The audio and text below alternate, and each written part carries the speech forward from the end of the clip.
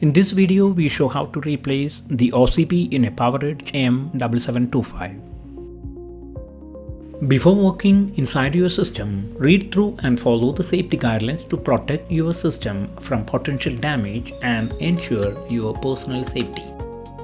For more information or support about the PowerEdge M7725, visit dell.com support. To begin, first remove the system cover, fender cover, risers and the E3 module. To remove the OCP card, release the blue latch. Then slide the card out of its slot.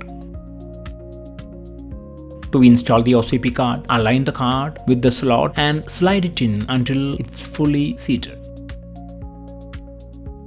Press the blue latch to lock it securely in place. For more information about safety guidelines, see the service manual at dell.com support.